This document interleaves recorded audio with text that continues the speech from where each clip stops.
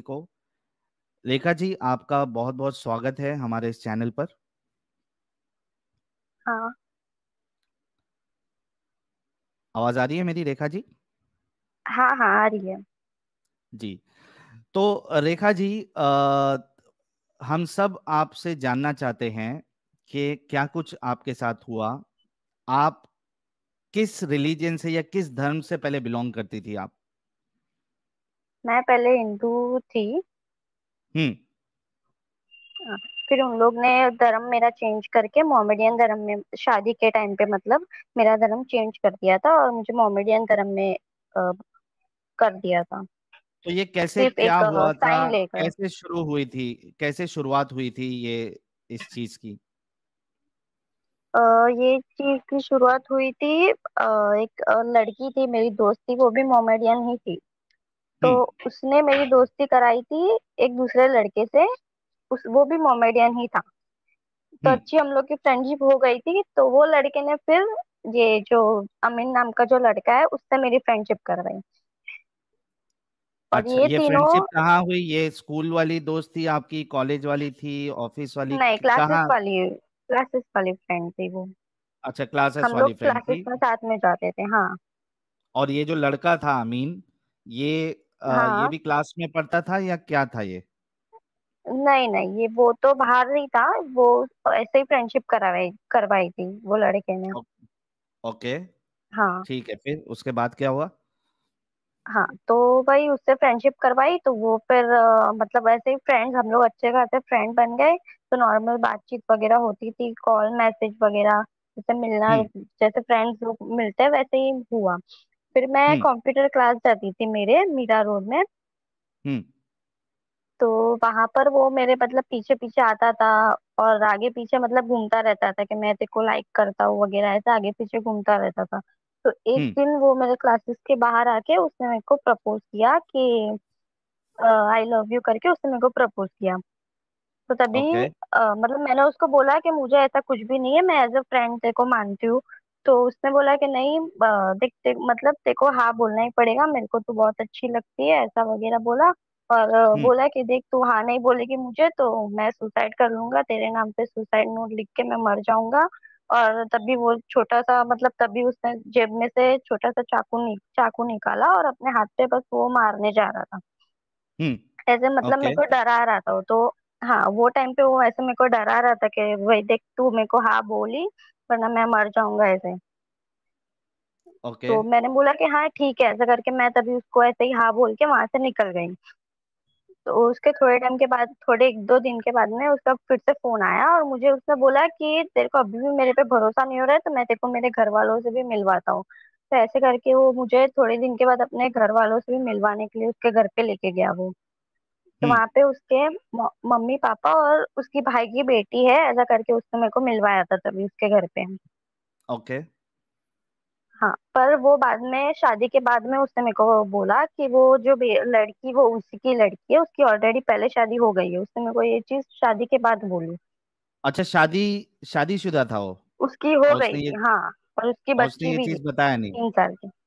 नहीं, पहले नहीं बताया तो उसने शादी के बाद में बताया, शादी हो अच्छा, जाने के लेकिन बाद। मेरा सवाल आपसे फिर ये है कि जब उसने आपको इस तरीके की धमकी दी, सुसाइड की, और हाँ। चाकू वाकू उसने बताया, तो आपने अपने पेरेंट्स को बताना जरूरी नहीं समझा कि इस तरीके से ये मुझे फोर्स कर रहा है? नहीं, क्योंकि उसने ऐसा मतलब ऐसा डरा दिया था पूरी तरीके से कि मतलब मैं एकदम ही मतलब डर गई थी कि मैं किसको क्या बोलूं ऐसा। मेरे को लगा कि ठीक है, मैं तब वहां से निकल गई तो मुझे लगा कि ठीक है हम्म। वो अभी आगे ऐसा कुछ मतलब करेगा नहीं। तो मैं तभी वहां हम्म। से निकल गई थी, पर उसके बाद में तो वो मेरे पीछे ही पड़ गया था। क्यों मतलब ऐसे मिलवाया उसके, फिर थोड़ी दिन के बाद मेरे को फिर से उसने फोन करके बोला कि वो जो छोटी बच्ची है उसकी तबीयत खराब हो गई तो जल्दी घर पे आ, उसको हॉस्पिटल लेके जाना है, ऐसा करके उसने मेरे को फिर से अपने घर पे बुलाया। हम्म। तो जब मैं उसके ओके। घर पे गई तो कोई भी नहीं था। तो मैंने उसको पूछा कि वो अकेला ही था, तो मैंने उसको पूछा कि वो लड़की कहाँ पे है? उसका नाम आयजा है, वो जो बच्ची है उसका नाम। हम्म। तो मैंने उसको बोला कि वो कहाँ पे है? तो उसने बोला कि कोई भी नहीं है घर पे, मुझे तेरे से मिलना था इसीलिए मैंने तेरे को बुलाया। और ऐसे करके उसने घर का दरवाजा बंद कर दिया और फिर उसने बोला कि आप बैठ करके, ऐसे ही हम लोग बैठे। हम्म। तो तभी मतलब फिर से उसने जबरदस्ती मेरे को ऐसे डराने लगा कि देख अभी तू यहाँ पे आ गई है तो मैं तेरे को जो बोलूँ तेरे को वही करना पड़ेगा, ऐसे करके उसने तभी मेरे साथ जबरदस्ती की। तू देख अभी यहाँ पे आ गई है तो मैं तेरे नाम पे सुसाइड नोट लिख के अभी मर जाऊंगा, तो यहाँ पे मतलब प्रूफ भी हो जाएगा, देख के देख तू यहाँ पे आई थी और तेरे वजह से मैं मर गया, ऐसे करके वो मेरे को ब्लैकमेल कर रहा था तभी और डरा रहा था। ओके। और तभी मतलब उसने मेरे साथ जबरदस्ती की और तभी उसने वीडियो बना लिया, वो मुझे मालूम नहीं कि उसने वीडियो बनाया ऐसा। हम्म। मेरा न्यूड वीडियो बना लिया था उसने तब। ओके। तो उसके थोड़े दिन के बाद उससे फिर मेरे को अराउंड मार्च में या ऐसा उसने मेरे को महीने में मार्च के महीने में 2022 हम्म। उसने मेरे को बोला कि मैं दुबई जा रहा हूँ काम के लिए, वहां पे मेरी जॉब है, ऐसे करके उसने बोला। और वहां पे एयरपोर्ट पे बैठ के उसने मेरे को फोन किया था कि देख मेरे पास तेरा न्यूड वीडियो है, मैं वहां पे सब जगह वायरल कर दूंगा अगर तू मेरे साथ शादी नहीं करेगी तो। ऐसा मतलब हम्म। उसने तभी मेरे को ब्लैकमेल किया। तो मैंने उसको बोला कि देख मेरे को ऐसा अभी कुछ नहीं है, मैंने अभी इस बारे में ऐसा कुछ सोचा नहीं है और मुझे ऐसा कुछ मतलब अभी नहीं करनी है शादी। तो बोला कि नहीं तेरे को करनी ही पड़ेगी, मैं जब दुबई से आऊंगा तो तेरे को मेरे साथ शादी करनी पड़ेगी, हम लोग पेंट्रा कोर्ट में वगैरह वो सब कुछ मैं कर लूंगा। और ये चीज तू किसी को बताना नहीं, और तू हम्म। बताएगी तो मैं तेरे पूरे फैमिली वालों को और दुबई में हर जगह तेरा वीडियो वायरल कर दूंगा, सबको भेज दूंगा तेरा वीडियो, तो तू कहीं की नहीं अच्छा। रहेगी, ऐसा करके वो मेरे को ब्लैकमेल किया उसने तभी। हम्म। फिर जब वो दुबई से आया तो ऐसे ही मिला वगैरह, और फिर जब 20 जून को उसने मेरे को ऐसे ही मिलने के लिए मेरे को बुलाया उसने कि तू मिलने के लिए आ। हम्म। तो मैं मिलने के लिए गई तो उसने बोला कि हम लोग घूमे वगैरह ऐसे नॉर्मल, फिर अचानक उसने मेरे को रात को बोला कि अभी तेरे को घर पे जाने का ही नहीं है, तू तेरे घर वालों को मैसेज डाल दे कि आज हम लोग ने शादी कर दी ऐसा, और तेरे को कल जाने का है घर पे। तो वो मेरे को तभी भेज ही नहीं रहा था, तो तभी हम लोग की लड़ाई भी हो गई थी कि तू मेरे को भेज क्यों नहीं रहा है ऐसा वगैरह ऐसा सब। तो उसने बोला कि नहीं तेरे को मैं तेरे को जाने ही नहीं दूंगा, अगर तू यहाँ से गई तो मैं अभी जाके कहीं मर जाऊंगा या तो फिर कुछ भी कर लूंगा।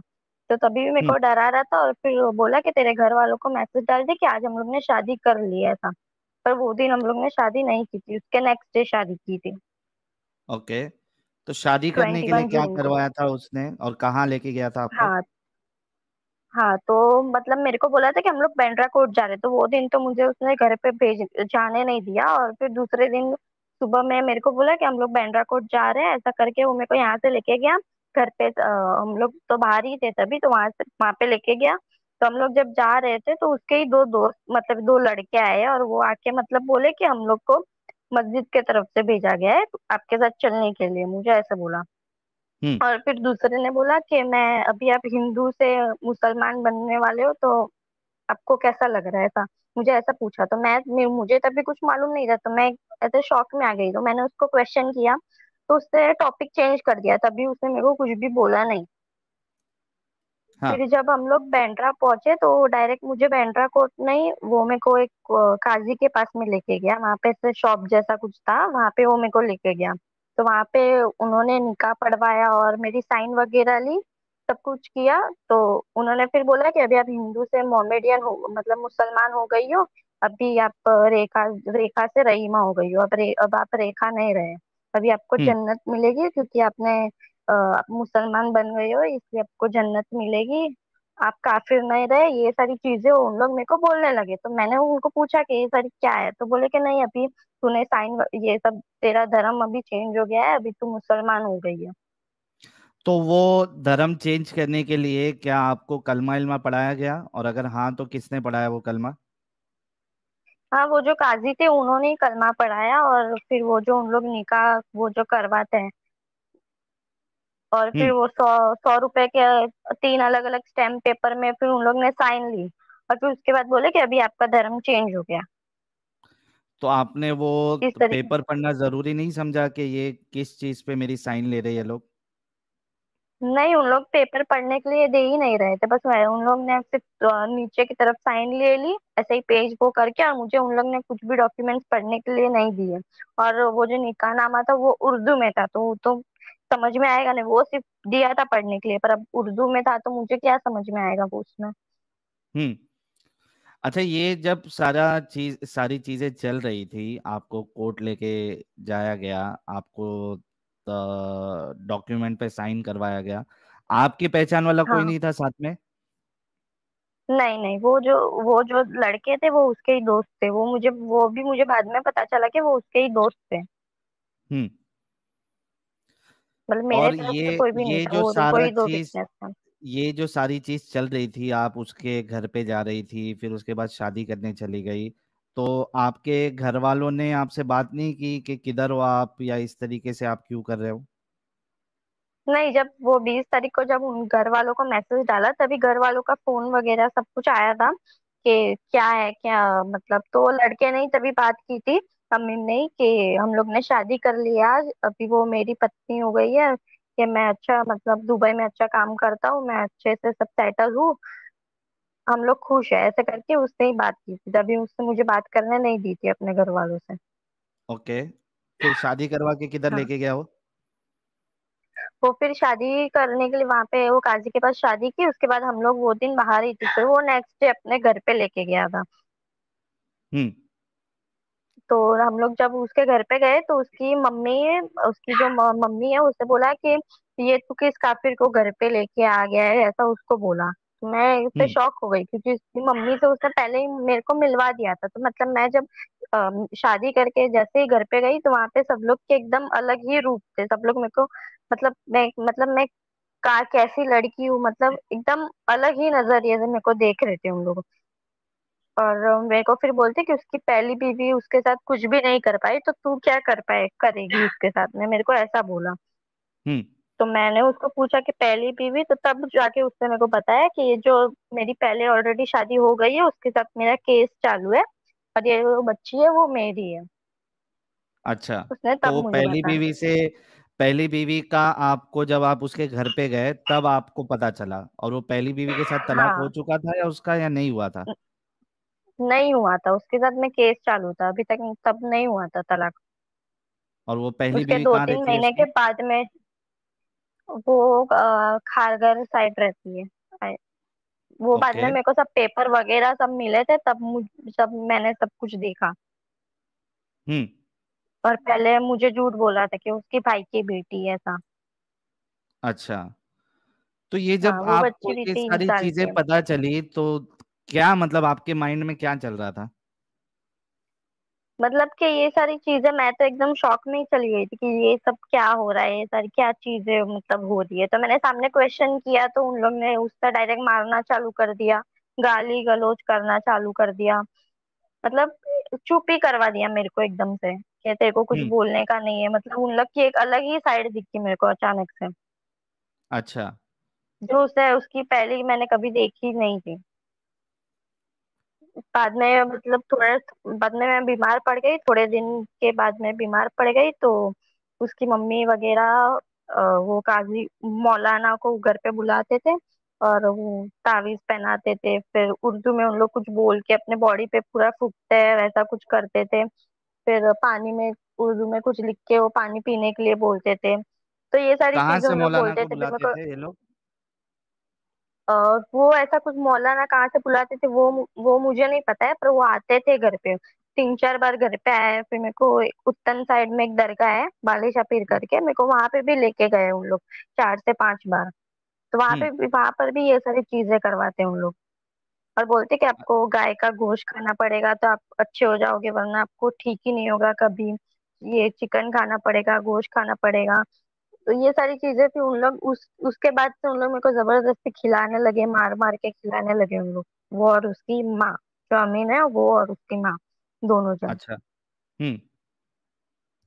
तो फिर उन ये लोग ऐसे कौन, ही ये मारपीट उत्तन वगैरह वाली जो चालू। दरगाह है, उत्तन वाली जो दरगाह है, वहां के किसी मौलाना ने बोला था कि आपको गाय का गोश्त खाना पड़ेगा, तब आप सही होंगी? हाँ वहाँ हाँ वहां पर भी बोला था मेरे को, और वहां पर भी ऐसे तावीज वगैरह पहनाते थे, और उन लोग जो वो पानी पीने के लिए देते तो उसके बाद बॉडी में कुछ अलग ही मतलब ऐसा फील होता है, मतलब कुछ अलग ही लगता है कि हाँ मतलब कुछ हो रहा है बॉडी में ऐसा। अच्छा। तो तो वहां पे ये भी मेरे को सिलसिला पांच चल रहा था से उसके चार से बाद? पांच बार हो। हाँ, तो वहां यही सारी चीजें चल रही थी, फिर उसके मतलब थोड़े टाइम घर में तो नॉर्मली रोज के झगड़े वगैरह गाली गलौज वो सब तो कुछ तो चल रहा था।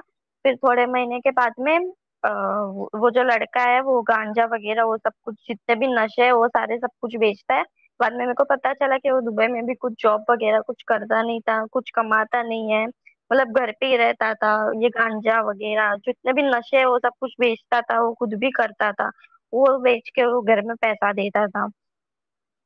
तो उसकी वजह से घर में झगड़े वगैरह होने लगे, तो एक दिन उसकी मम्मी ने घर से निकाल दिया, तो हम लोग दूसरी जगह पे शिफ्ट हुए, मैं और आमिनी वहां पे रहते थे। हम्म। तो वहां पे वो मेरे को बंद करके रखता था, घर में ताला मार के जाता था, कहीं भी जाता था तो खाना वगैरह देता नहीं था। 10-15 दिन हो गए थे उसमें को खाना दिया नहीं था, और बंद करके ही रखता था घर में, मारता था आके, नशा करता था। तो ये सारी वो जो चीजें मतलब तो पूरा एक जो दिन। प्यार था, शादी से पहले जो पूरा प्यार हाँ, दिखा रहा था, वो सब शादी के बाद सारी चीजें वो खत्म सब हो गई। दिखावा ही था। हाँ, उसके बाद तो कुछ भी नहीं था, वो सब कुछ दिखावा ही था।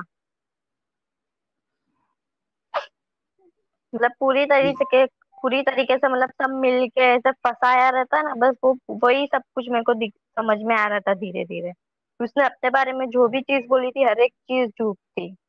कि वो कितना पढ़ा हुआ है, क्या करता था, उसने मेरे को बोला था कि मैंने साइंस लिया, अच्छा मैं पढ़ा हुआ हूँ, और और बीकॉम हुआ, और वो तो 12th फेल है, वो जो लड़का है वो। अच्छा। और वो दुबई में भी कुछ जॉब वगैरह कुछ नहीं कर रहा था, वो एक कोई वीजा पे गया था, बस वहां वहां पे ऐसे ही खा पी के वापस आ गया। हम्म। वहां पे भी कुछ जॉब वगैरह मतलब हर एक चीज उसने अपने बारे में झूठी बोली है। तो जब हम लोग वहां पे दूसरे घर पे रहने गए, तो वहां पे वो बंद करके रखता था, तो एक दिन आजू बाजू वालों को पता चला कि कोई घर में, मतलब मैं घर पे अंदर हूँ। तो उन लोग ने फिर पुलिस वालों को बुला के मुझे वहां से छुड़वाया था ताला तोड़ के।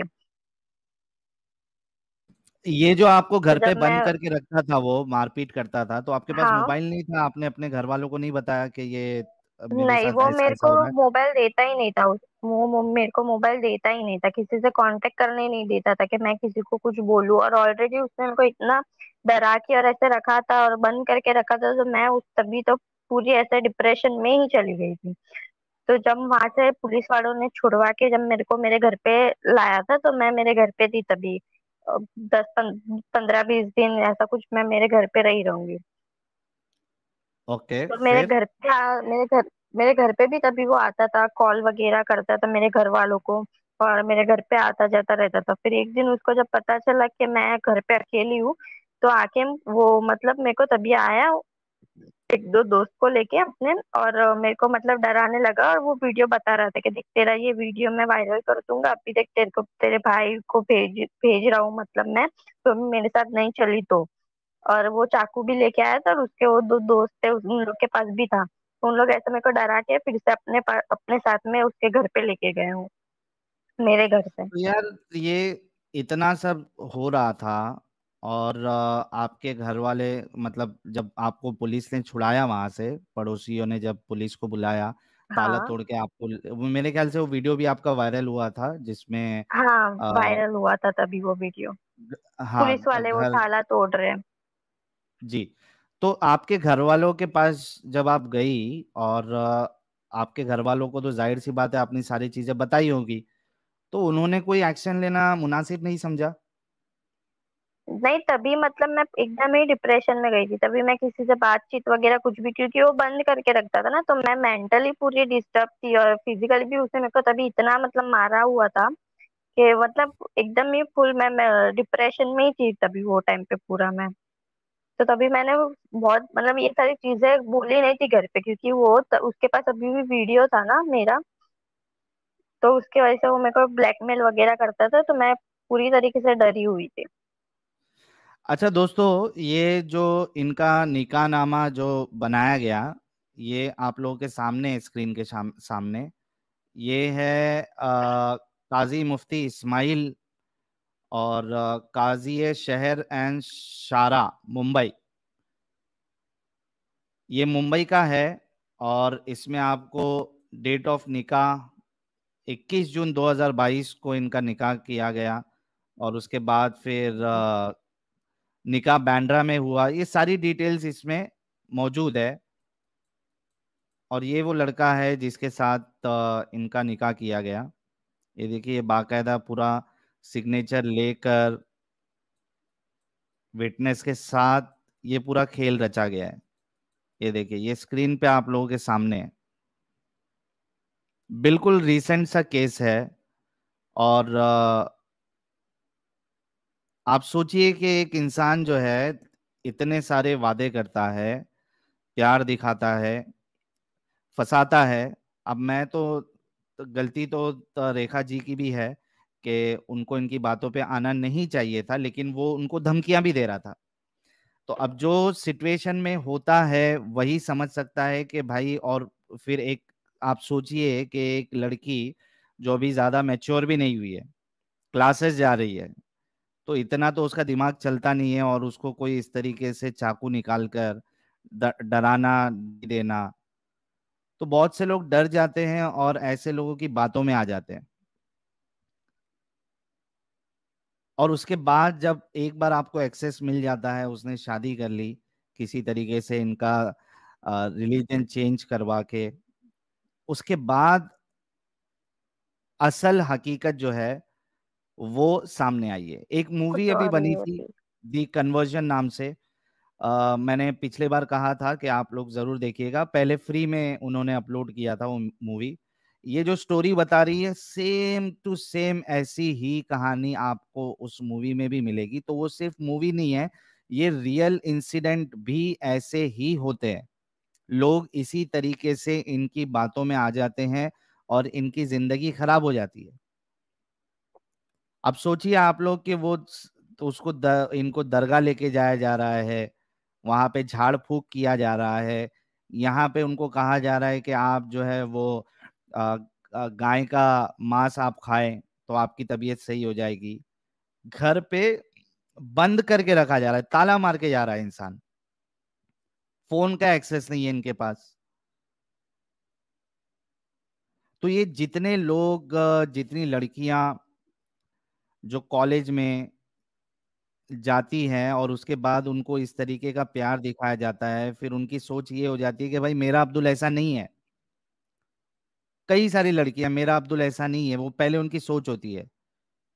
लेकिन ये आप लोगों के लिए, रेखा जी की जो स्टोरी है, ये आप लोगों के लिए एक सबक है कि देखो इस तरीके से अगर आप फंसोगी तो आपका हाल आगे क्या हो सकता है। रेखा जी, जब आप हाँ। घर पे थी अपने, जब रिटर्न आपको लेके जाया गया, तो फिर इसने आपको हाँ, वापस कैसे लेके आ गया? वापस वो ऐसे ही डरा के मतलब लेके आया ब्लैकमेल करके फिर से मेरे घर पे, जब मैं अकेले थी ना। तो वही वीडियो बता के मेरे को फिर से वापस अपने घर पे लेके गया, अपने दो दोस्त के साथ में आया था वो। और बोल हाँ। रहा था कि अभी तू चल वरना तेरे घर वालों को अभी मैं भेजता हूँ, ऐसे करके वो बस ऐसे स्टैंड करने ही जा रहा था, बोले कि चल अभी तेरे को आना ही पड़ेगा। ऐसे मेरे सामने जो स्टैंड कर ही रहा था वो। तो फिर मैं उसके साथ में, तब उसके साथ में उसके घर पे फिर से चली गई। वो मेरे को जनवरी में फिर से वो लेके गया, 2023। जी। तो, उसके तो बाद? उसके थोड़े दिन के बाद में उसकी मम्मी दुबई गई थी, काम काम से, बोली कि काम से मैं दुबई जा रही हूँ, ऐसा बोल के वो दुबई गए। तो वहां से रिटर्न आने के बाद में वो मतलब मेरे पीछे ही पड़ गए थे मुझे दुबई भेजने के लिए, तीन चार लड़की लोग के साथ। कि तू तेरा पासपोर्ट मांगो, और मेरा पासपोर्ट मेरे मॉम डैड के पास था। तो मेरे पीछे ही मतलब उसके लिए भी मेरे को मारते थे और बोलते थे कि तू तेरा पासपोर्ट लेके ही आ, वरना तेरे को दुबई जाना है, वहां पे काम है। ऐसा करके कि तू एयरपोर्ट से रिटर्न आ जाना, ऐसा तेरे को तीन चार लड़की लोग के साथ जाना है, तू तेरा पासपोर्ट मांग। तो उसके लिए मेरे को फोर्स कर रहे थे, मार रहे थे। उसके लिए भी खाना नहीं दे रहे थे कि तू मांग तो ही तेरे को खाना देंगे। तो ये सारी चीजें उन लोग तभी कर रहे थे मुझे दुबई भेजने के लिए। तो आप गई या नहीं गई फिर दुबई? नहीं नहीं, मैंने पासपोर्ट मेरे घर वालों ने दिया ही नहीं। वो लड़का भी मेरे घर वाले मॉम डैड उन लोग को, भाई को फोन कर रहा था कि तो अब पासपोर्ट दो, इसका काम है, हम लोग को बाहर जाना है घूमने के लिए। मेरे घर वालों को ऐसे बोल रहे थे कि हम लोग को घूमने जाना है, उसका पासपोर्ट दो। पर मेरे घर वालों ने बोल दिया कि पासपोर्ट है ही नहीं हम लोग के पास, हम लोग ने जला दिया, ऐसा बोला था मेरे घर वालों ने। तो उन लोग ने फिर दुबई का वो तभी छोड़ दिया। तो शायद मेरे घर वालों ने वो टाइम पे पासपोर्ट दे दिया रहता तो आज, मतलब आज के दिन पे मैं यहाँ पे नहीं बैठी रहती, वो मैं श्योर बोलती हूँ। ये मतलब मैं दुबई में पता नहीं कहाँ उन लोग ने क्या किया रहता, तो पता नहीं। फिर उसके बाद? वही उसके बाद में वो फिर से उन लोग का घर पे झगड़ा वगैरह चालू होने लगा। फिर धीरे धीरे और सारी चीजें मेरे को पता चली कि मतलब उसकी कितनी सारी मतलब हरकतें, सारी चीजें, मतलब हर एक चीज झूठी थी। उसकी मम्मी मम्मी भी मारती थी, खाना वगैरह नहीं देती थी, फुल टॉर्चर, मतलब बोले ना एकदम ही टॉर्चर करते थे। फिर घर में ही रखते थे, कहीं बाहर आने जाने नहीं देते थे। फिर रमजान के महीने में मेरे को बोलते थे कि तेरे को खाना नहीं देंगे, तेरे को रोजा रखना ही पड़ेगा। तू नहीं रखेगी तो तेरे को खाना ही नहीं देंगे, तो तू कैसे, मतलब पानी भी पीने नहीं देंगे, तेरे को रोजा रखना पड़ेगा। फिर जबरदस्ती उसके साथ में मेरे को नमाज पढ़वाती थी उसकी मम्मी, जो थी वो। अच्छा, फिर- इसी तरीके से मामला चलते जा रहा था आपका। हाँ। ओके, फिर उसके बाद क्या हुआ? फिर फिर उन लोग का वही मारपीट वगैरह चालू होगी, वो भी कुछ काम वगैरह कुछ भी नहीं करता था। फिर मेरी फिर से मतलब तबीयत वगैरह ज्यादा खराब होने लगी, तो मैंने उसको बोला कि मेरे को पैसे दे, मेरे को दवाई लेने से जाना है। तो उन लोग तभी भी मेरे को भी तभी पैसा वगैरह नहीं दे रहा था, तो तभी मैं मेरी दोस्त लोग से कांटेक्ट करने का ट्राई कर रही थी कि, तो उन लोग मेरी दोस्त लोग को भी मतलब धमकी वगैरह दे रहा था कि कोई इसकी मदद मत करो। ऐसा मतलब मेरी दोस्त लोग को भी वो धमकी दे रहा था कि तुम लोग ने इसकी मदद की तो मैं पुलिस कंप्लेंट में बोल दूंगा कि तुम लोग इसको गलत लाइन में लेके जा रहे हो। ऐसा उन लोग मेरी फ्रेंड लोग को भी मतलब धमकियां देते थे वो, कि मेरी कोई मदद नहीं करे। फिर एक दिन उन लोग मेरे को सुबह से, मतलब जिस दिन मैं भागी 18 मई को मैं भागी वहां से घर से, तो उन लोग मेरे को तभी सुबह से उन लोग मार रहे थे। वो जो लड़का है अमीन और उसकी माँ, उन लोग सुबह से मेरे को मार ही रहे थे कंटिन्यूस। और वो भी 10-15 दिन से बोले ना नशा करके ही आ रहा था, रोज ड्रिंक करके आता था और मारता था रात में। तो मैं जिस दिन भागी उन लोग उस दिन मेरे को सुबह से मार रहे थे कि मतलब तू क्या करेगी, तू तो मतलब कहीं पे भी नहीं जा सकती अब, तू मतलब मुसलमान हो गई है, तेरे घर वाले भी तेरे से बात नहीं करते, तू जाएगी भी तो कहाँ जाएंगी। मतलब उन लोग को एक ऐसा वो हो जाता है कि अभी घर वाले भी बात नहीं करते हैं, तो अभी तू कहीं पे भी जाएगी ही नहीं, तू घूम फिर के मतलब यहाँ पे ही आ जाएंगी। उन लोग को एक ऐसा ऐसा हो जाता है।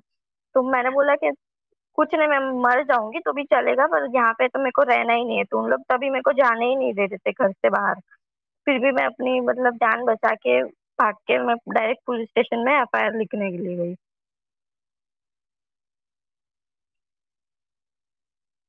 पुलिस स्टेशन में आप गई तो पुलिस स्टेशन वालों ने आपकी एफआईआर लिख दी थी?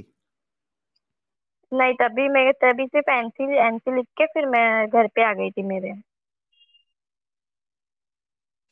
तो ये जो एफआईआर अभी सिर्फ आपकी हुई एनसी दिया है, था तो वहां पर भी। हाँ।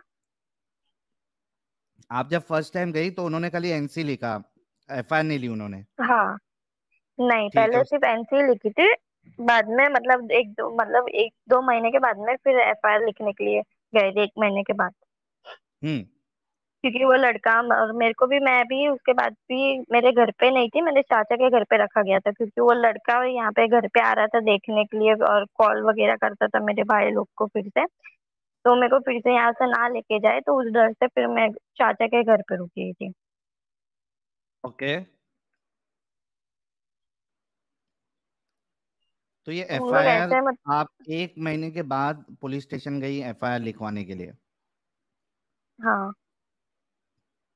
तो तभी एफआईआर ली गई आपकी तुरंत? तुरंत नहीं, पर बहुत सारी ऐसे मतलब पूरा दिन वहां पे निकालने के बाद में एफआईआर ली। तो क्यों नहीं ले रहे थे आपकी मतलब एफआईआर वहां पे पुलिस भी वाले? परेशानी। एफआईआर बस बोल रहे थे कि कल आओ परसों आओ, मतलब उन लोग ज्यादा, मतलब उन लोग टाल रहे थे, उन लोग को वो चीज वो केस लेना नहीं था कि मतलब कल आओ या तो फिर परसों आओ, ऐसा मतलब डिले कर रहे थे वो चीज को कि अभी एफआईआर आज होगी ही नहीं, आज होगी ही नहीं, बस उन लोग तभी लेने के लिए रेडी ही नहीं थे। दोस्तों, ये स्क्रीन पे आपके सामने एफआईआर की कॉपी भी है। काफी इनको, यानी पुलिस स्टेशन जब गई तो डायरेक्टली एफआईआर भी पूरा नहीं दिन लिया गया। निकाला था। पूरा दिन ये लोग वहां पे रहे और उसके बाद फिर इनकी एफआईआर ली गई। ये एफआईआर की कॉपी है आप लोगों के सामने। इसका दूसरा पेज भी मैं आपको बता देता हूँ। ये दूसरा पेज है जिसमें नाम वाम भी मेंशन है इसका, अमीन आजम शेख, काजी का नाम है। अच्छा, एफआईआर में काजी को भी इन्वॉल्व किया गया है? हाँ हाँ। ओके। क्योंकि एक सिर्फ साइन करने से तो धर्म चेंज नहीं होता है ना। हाँ, उन्होंने आपसे ये पूछा भी नहीं कि आपको इस्लाम में आना है नहीं आना है, आपको इस्लाम पता है नहीं पता है? कुछ नहीं पूछा, बस साइन करवा के आपका कुछ, रिलीजन चेंज करवा हाँ, दिया? बस सिर्फ साइन ले ली 3 अलग अलग उस पे, पेपर पे, और फिर बोल दिया कि अभी आप हिंदू से मुसलमान हो गए, ऐसा बस। अच्छा, तो ये एफआईआर होने के बाद एक्शन लिया गया उसके ऊपर? हाँ, उसको फिर अरेस्ट कर लिया था, वो जो लड़का है अमीन, उसको अरेस्ट कर लिया था फिर। ओके, तो अभी जेल में है या छूट गया है वो? हाँ, नहीं, अभी भी जेल में ही है वो। और उसके घर वाले? नहीं, वो सिर्फ लड़के को, अमीन को ही अरेस्ट किया है, उसके घर वाले किसी को नहीं किया है। और वो मौलवी को जिसने साइन करवाया था? नहीं, और किसी का अभी तो कुछ, अभी तक कुछ हुआ नहीं है, सिर्फ वो अमीन का ही हुआ है। अच्छा, सिर्फ अमीन को ही अभी अरेस्ट किया है तो, और बाकी हाँ, किसी को भी अरेस्ट नहीं किया गया? और किसी को अरेस्ट तो नहीं किया है अभी तक। तो अभी यानी आप क्या चाहती है, मतलब, या क्या कि मैसेज मतलब देना ये, चाहती है? मतलब ये सारी चीजें जो उन लोग ने मतलब पूरा प्लान करके जो उन लोग फंसाते हैं ऐसा, तो मैं बस वही सब लोग को बोलना चाहती हूँ कि आप किसी भी मतलब ऐसे मुसलमान लड़का या लड़की ऐसा किसी से भी फ्रेंडशिप करो तो संभाल के करो, और मतलब उसके झांसे में ऐसे नहीं फंसो। और ऐसा किसी लड़की के साथ मतलब हो भी गया तो मैं उसके सारे फ्रेंड्स और फैमिली उन लोग को भी ऐसा बोलना चाहती हूँ कि भाई तुम लोग उसके टच में रहो, तो कभी ऐसा कुछ भी हुए तो वो एटलीस्ट तुमको बता सकती है कि क्या हो रहा है। वरना फिर वो सामने वाले लड़के लोग, उन लोग को ऐसा लगता है कि मतलब ये कहीं पे भी जा नहीं सकती है, अभी इसका कोई नहीं है, अभी ये मतलब यहाँ पे ही रहेगी, उन लोग को एक मतलब एकदम उन लोग फ्री हो जाते हैं कि ये कुछ भी नहीं कर सकती है लड़की ऐसा। ये उसका धर्म भी चेंज हो गया है, उसके घर वाले भी सब उसके खिलाफ है। तो मैं बस वही सब लोग को बोलना चाहती हूँ कि वो लड़की के साथ ऐसा कभी होए तो उसके साथ टच में रहो, उससे बातचीत बनाए रखो कि वो कभी ऐसा कुछ आपसे शेयर कर सके या बोल सके। दोस्तों, ये आप लोगों के सामने वो 100 रुपए का स्टैम्प पेपर भी मैंने आप लोगों को दिखा दिया, जिसमें इनका धर्मांतरण कराया गया था, या डिक्लेरेशन ऑफ मैरिज है ये। इस 100 रुपए के स्टैम्प पेपर, ऐसे 3 स्टैम्प पेपर्स में इनकी साइन ली गई थी। आप सोचिए कि किस तरीके से पूरा, यानी ऐसे काम करते हैं कि वो कानूनी काम हो जाए, लीगल हो जाए, ताकि इन पे सवाल नहीं उठाया जाए। ये आप और देखिए, मैं लड़की और के एक पास फिर स्टैम्प कोई पेपर। रास्ता ना बचे। हाँ, लड़की के पास कोई रास्ता ना बचे, और आगे जाके वो, जिसने भी ये काम किया है, वो फंसे नहीं। पूरा प्लानिंग के साथ किया जाता है। आप देखिए, मैं आपको और एक एक ये बताता हूँ स्टैम्प पेपर। एक मिनट दीजिएगा मुझे।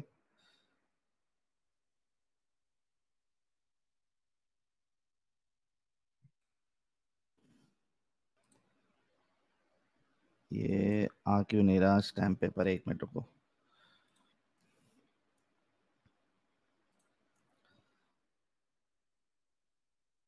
मैं आपको और एक एक स्टैम्प पेपर बताता हूँ।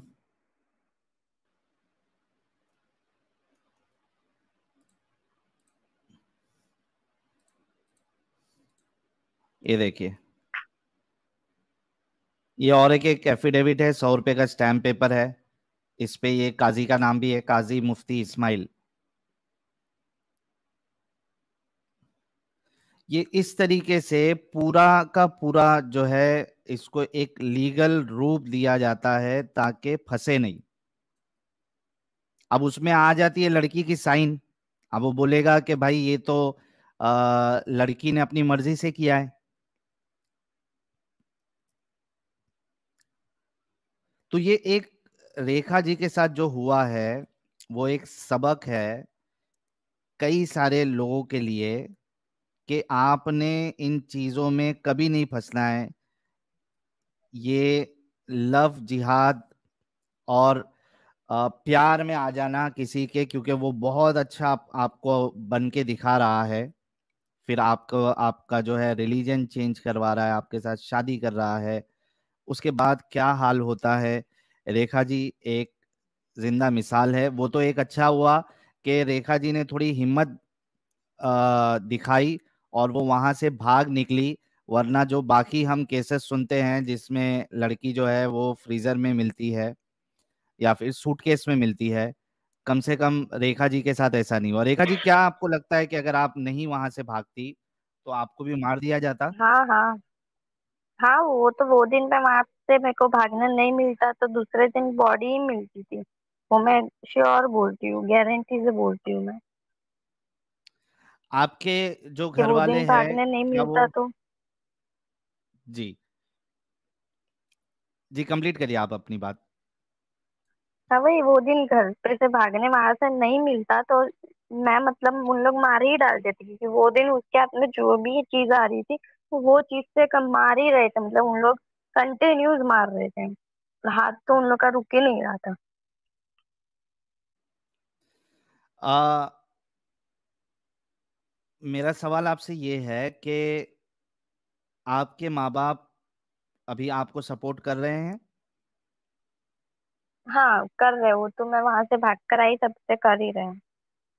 मैंने अच्छा, सारी तो चीजें बताई उन लोग को। आप क्या चाहती है इस जो बंदा है, जो जिसको इंसान नहीं बल्कि राक्षस कहना चाहिए, इसको सजा मिलनी चाहिए हाँ, कड़ी से कड़ी?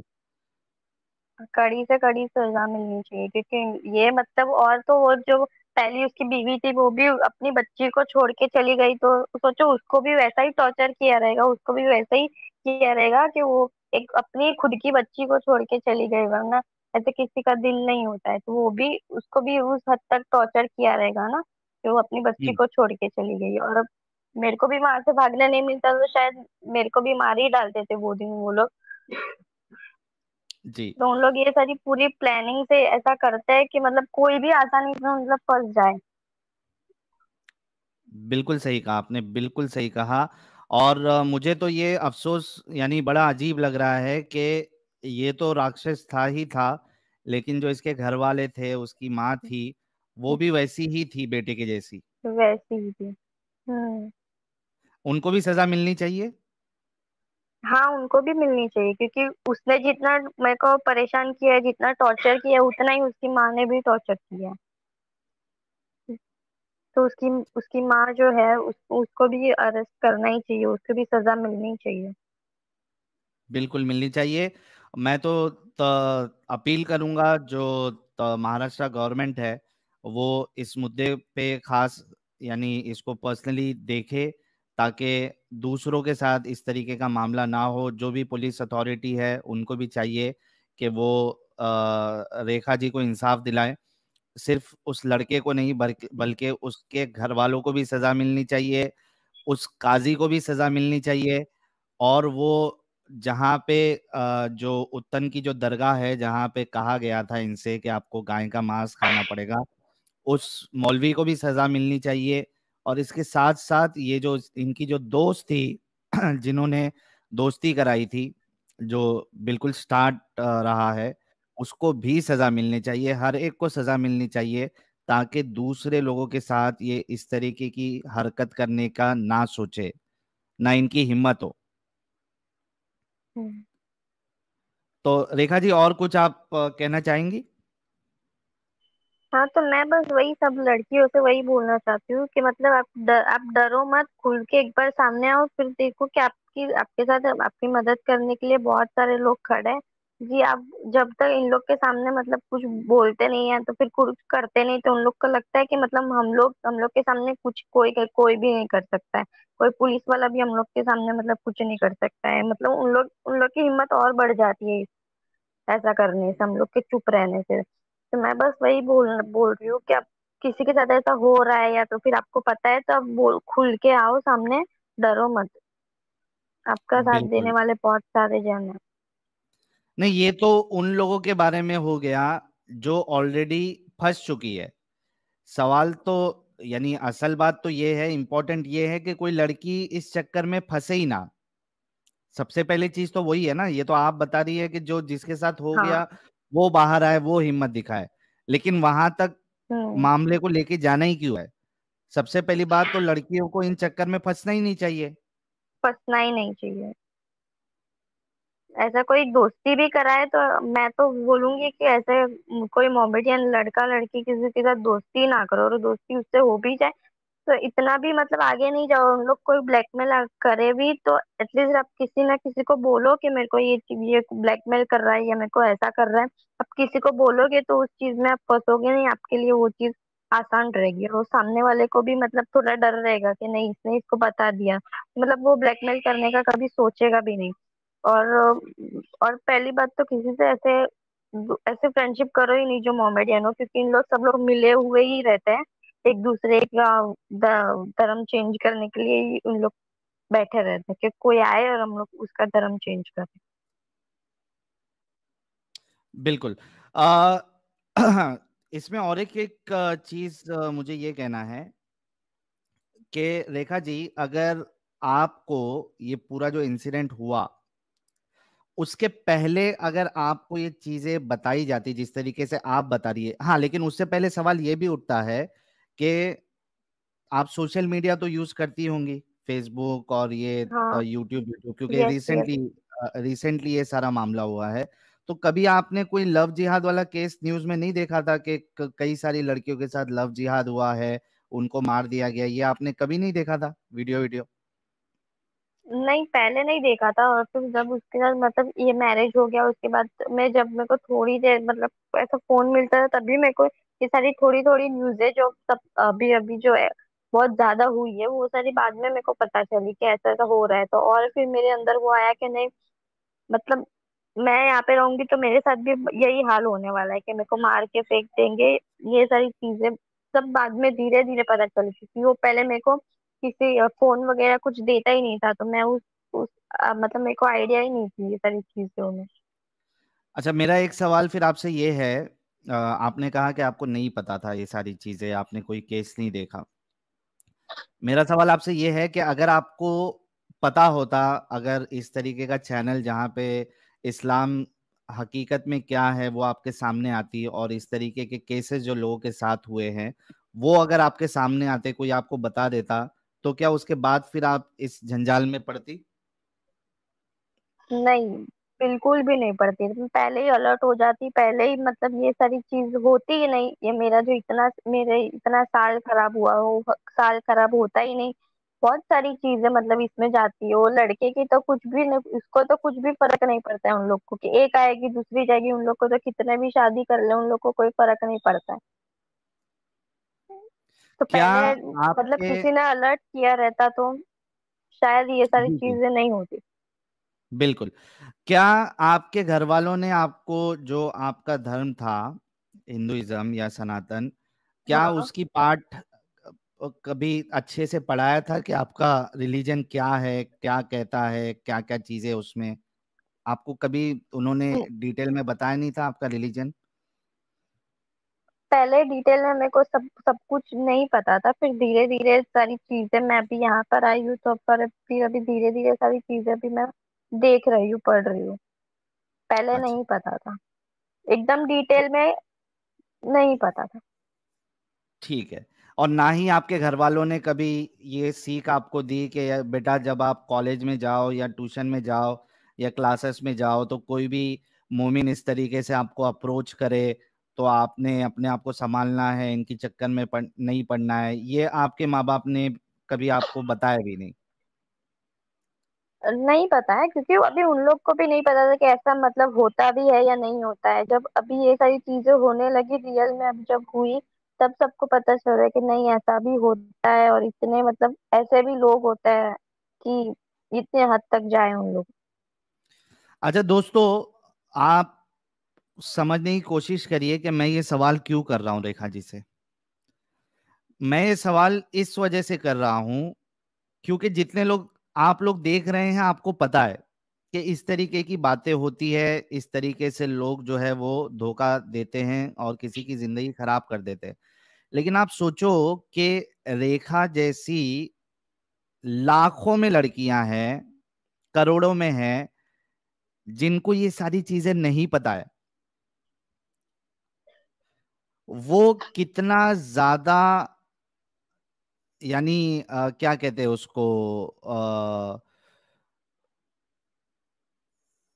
विक्टिम बन सकती है, विक्टिमाइज हो सकती है, जिनको पता ही नहीं है, जैसा रेखा जी को पता ही नहीं था कि भाई ये इस तरीके की चीजें होती है। तो वो लड़कियां जिनको अभी तक ये चीजें नहीं पता है, तो जाहिर सी बात है कोई ना कोई अब्दुल तो ट्राई मारेगा, वो तो कोशिश करेगा। हम्म। अब वो लड़कियां, उनको पता ही नहीं है, तो वो तो चक्कर में आ जाएंगी कई सारी लड़कियां। आप लोगों को पता है, उनको नहीं पता है, और जिनको नहीं पता है वो बहुत मुमकिन है कि वो इसमें फंसेंगी। बताने का मकसद है, सवाल करने का ये मकसद है कि अगर उन लड़कियों को ऑलरेडी आप बिठा के बताओगे कि ये आगे आपके साथ इस तरीके से हो सकता है, कोई ना कोई आपको अप्रोच करेगा, आई एम डेड श्योर कि कोई एक रेखा वाला केस नहीं आएगा। उसकी जिम्मेदारी लेगा कौन? कौन लेगा उसकी जिम्मेदारी? उसकी जिम्मेदारी घर वालों को लेनी पड़ेगी। बहुत से घर वाले शर्माते हैं कि यार हम अपने बच्चों से इस तरीके की बात कैसे करें। ओ भाई, शर्म को बाजू में रखो और बताओ उनको। और जितने लोग देख रहे हैं, अगर आप में से भी, अगर आपके घर वालों को, आपके घर में जो खास करके जो टीनेजर्स होते हैं, उनको बिठा के बताओ। सिर्फ देखने से काम नहीं बनेगा। और अगर आपने बता भी दिया है, तो अपने पड़ोसियों को, अपने दोस्तों को, अपने फ्रेंड सर्कल में वहां पे ये वीडियो शेयर करो और उनको बोलो कि भाई अपने घर वालों को, अपने बच्चों को ये सारी चीजें पहले से बता के रखो। प्रॉब्लम ये होता है कि हम लोग सिर्फ क्या करते हैं, देख लेते हैं वीडियो, उसके बाद खत्म, अपने तक रख लेते हैं। हर घर में हर बच्चों को जो टीनेज में पहुंच रहा है, उन सबको ये सारी चीजें पता होनी ही चाहिए। Prevention is always better than cure.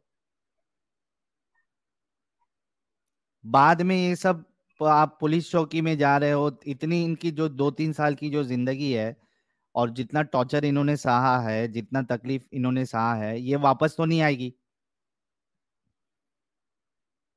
तो उसको हम क्यों ना पहले ही रोक दे। इन बातों पे आप गौर करिएगा, बहुत ज्यादा जरूरी है। रेखा जी, बहुत बहुत शुक्रिया हमारे साथ जुड़ने के लिए, और जी। आपकी कहानी बताने के लिए। आई एम श्योर कि आपके साथ पूरी टीम है जो आपको लीगल हाँ। मैटर में भी हेल्प कर रही है। और मुझे यस पूरी यस। उम्मीद है महाराष्ट्र गवर्नमेंट और महाराष्ट्र पुलिस से कि वो जल्द से जल्द जो ये शख्स है, ये और जितने लोग इसमें इन्वॉल्व थे, सबको कड़ी से कड़ी सजा दिलाए। पूरी उम्मीद है मुझे महाराष्ट्र पुलिस से। अ, आप लोगों को अगर कोई भी हेल्प लगे तो ज़रूर बताइएगा। लॉयर्स तो आप लोगों के पास ऑलरेडी है, लेकिन उसके अलावा भी अगर कुछ ऐसा लगे तो आप मुझे कांटेक्ट कर सकती हैं। और मैं पूरी कोशिश करूंगा कि आपकी किसी तरीके से सहायता की जाए। Yes yes. Sure. Thank you so very much Rekha ji, अपना ख्याल रखिएगा। बहुत बहुत शुक्रिया जुड़ने के लिए।